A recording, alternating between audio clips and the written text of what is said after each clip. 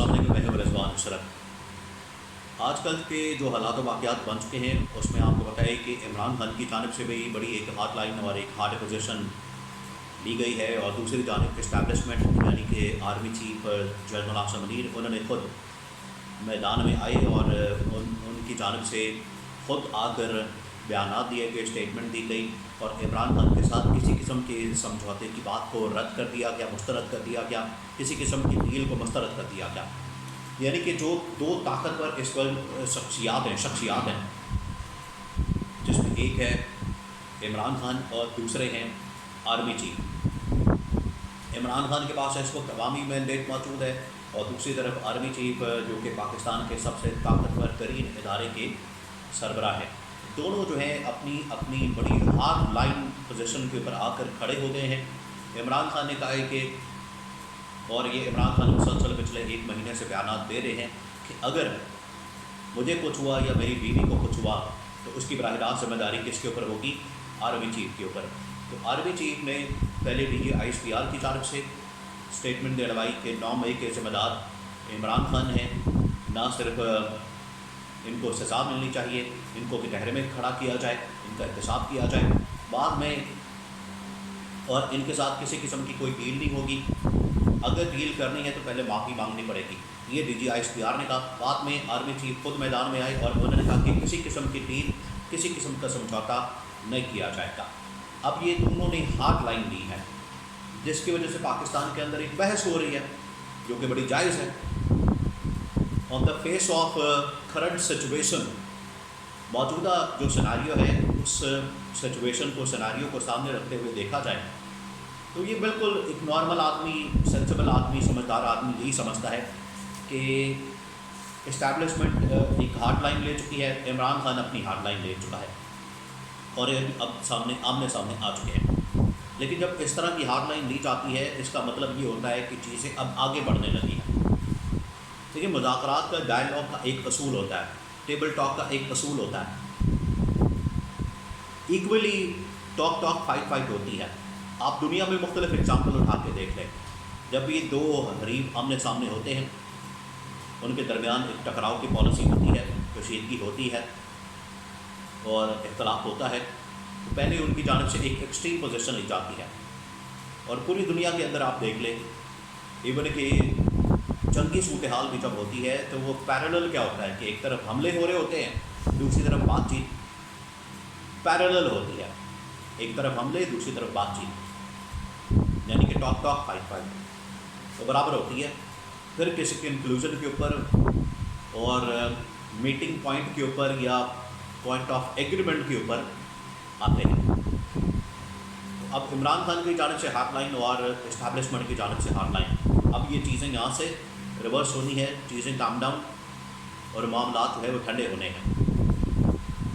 یہ مذاکرات کا بنیادی اصول ہے، اور اس کی کچھ نشانیاں، اس کی کچھ اہم ترین ایسی ڈیولپمنٹ اور اسٹیٹمنٹس ہیں جو میں آپ کے ساتھ شیئر کرتا ہوں تاکہ آپ کو سمجھ آ سکے موجودہ سیناریو کی، سچویشن کی، صورتحال کی۔ سب سے پہلے یہ DGI/SPR کی جانب سے جو پریس کانفرنس کی گئی اس کے اندر انہوں نے کہا کہ جب صحافی نے سوال کیا کہ کیا عمران خان کے ساتھ کوئی بات چیت ہو سکتی ہے، ان کے ساتھ کوئی مخفقہ لین دین ہو سکتا ہے، یا ان کے ساتھ کوئی ڈیل ہو سکتی ہے،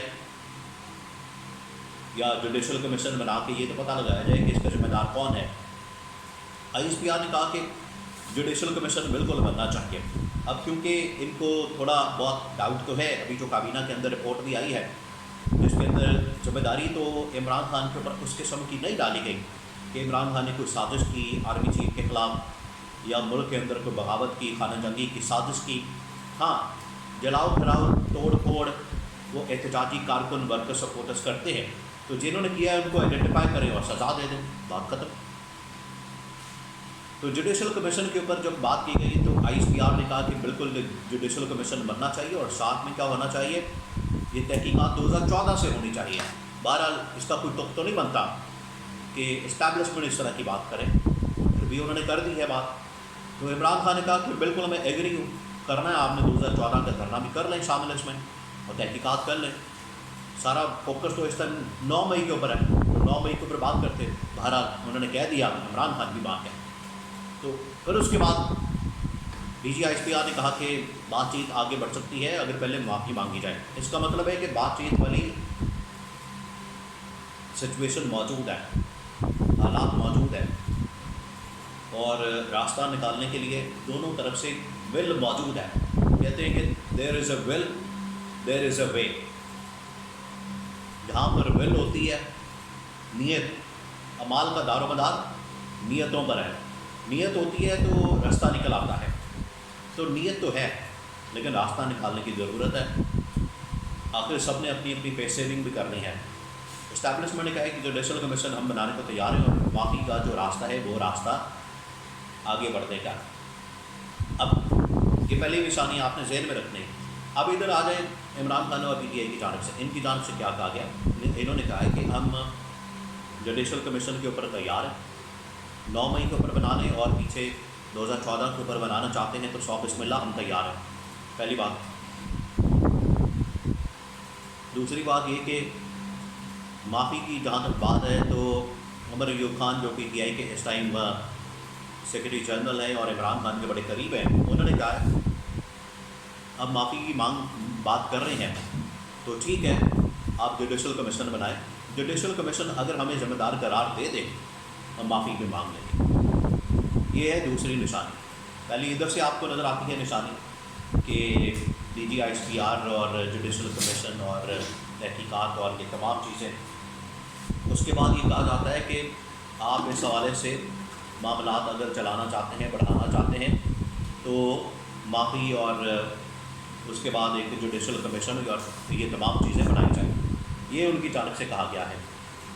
اب آگے چیزیں جو ہیں وہ صرف بڑھنی ہیں، آگے معاملات بڑھنے ہیں، تو یہ یہاں سے اب میلٹ ڈاؤن ہونا ہے، یہاں سے برف پگھلنی ہے اور کام ڈاؤن سچویشن ہونی ہے، کیونکہ اب جو ایکسٹریم پوزیشن اسٹیبلشمنٹ نے لی ہے، انہوں نے کہا ہے کہ عدلیہ اس کا احتساب کرے، عدلیہ ان مقدمات کے اندر، کیسز کے اندر ان کو سزا دے۔ اگر یہ سزا اگلے 1-2 مہینے میں نہیں ملتی، تو آپ نے بات ذہن میں رکھنی ہے، اگر اگلے 1-2 مہینے کے اندر سزا نہیں ملتی تو اس کا مطلب ہے کہ اسٹیبلشمنٹ کا جو بیانیہ ہے وہ تو پھر انہوں نے جو اتنا بلڈ اپ کر لیا، اتنا اس کو ہیٹ اپ کر دیا، بیانیہ خود بخود ختم ہو جائے گا، پھر عمران خان کی فتح ہو جانی ہے۔ اور اس ٹائم آپ کو پتہ ہے کہ عدلیہ کو کنٹرول کرنا، عدلیہ کو مینج کرنا بڑا مشکل ہو چکا ہے، کیونکہ انہوں نے بھی سٹینڈ لے لیا۔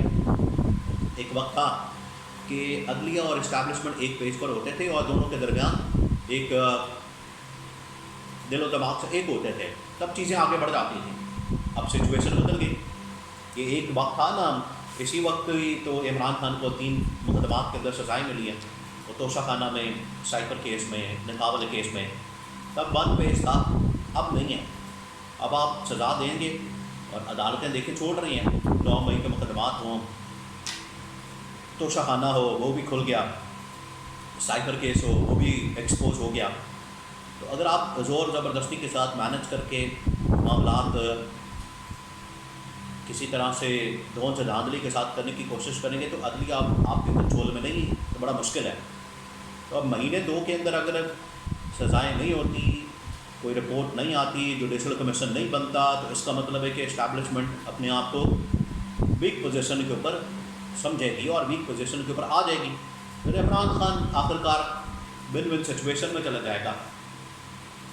اور اگر یہ معاملہ ہو جاتا ہے تو اس سے کم از کم یہ ہوگا، جوڈیشل کمیشن اگر کوئی تحقیقات کر لیتا ہے اس سے کم از کم یہ ہوگا کہ یہ ڈیسائیڈ ہو جائے گا کہ عمران خان ذمہ دار ہے یا نہیں ہے۔